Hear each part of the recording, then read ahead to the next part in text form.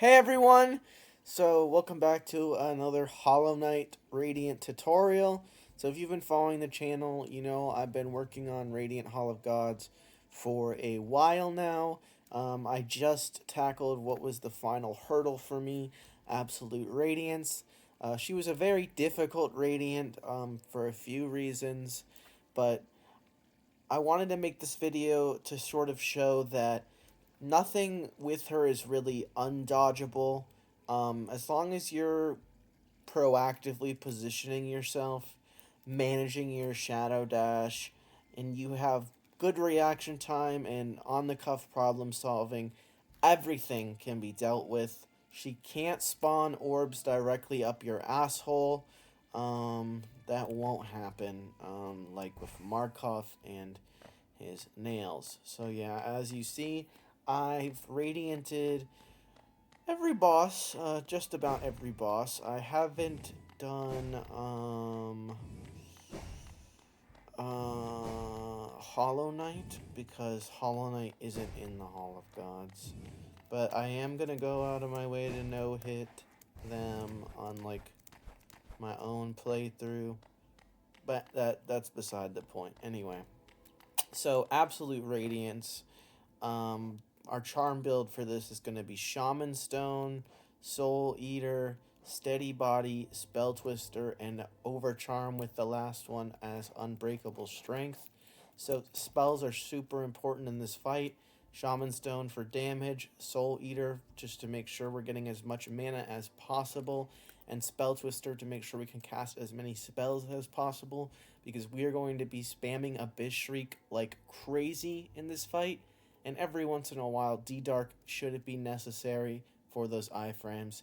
Steady Body, I mean, whether or not Steady Body is your thing, it's a player-to-player, preference, but for me, Steady Body helps a lot, especially with the final phase when there's a lot of jumping in the air and swinging at her from left or right, which in the other phases you'll usually be swinging at her from below to top and doing spells. So for that final phase, to help me not choke it, it definitely helps to make sure I'm not getting knocked back into the pit, because there is a lot of platforming in this Radiant. And then, like I said, Unbreakable Strength as the final charm to Overcharm. That is kind of just a no-brainer, because that means our nail is going to be doing more damage, which means we're going to get to phase 2 quicker. And we're going to get through phase 4 also quicker, but just in general it would be much easier, since that fight is all about the nail, whereas the first 2 phases you want to get a lot of spells in. So first of all, okay, when this attack comes up, I only focus on dodging. When this attack comes up, go to where the beam was before. When this attack comes up, only focus on dodging. When this one goes up, you just move a little left and right. Alright, go back to where the beams were.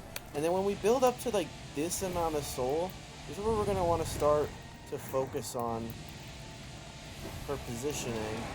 And then we try to sneak in our Abyss Shrieks when we can. Fuck! Fuck! Fuck!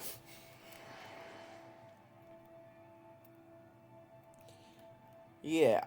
But anyway, that's the charm build, and tune in next time if you want to get like a tutorial maybe on Markov. I know that's another hard Radiant people struggle with, but yeah, with these charms, learning the patterns, managing your shadow dash, it should give you no trouble. Shut the fuck up, Salute, bro.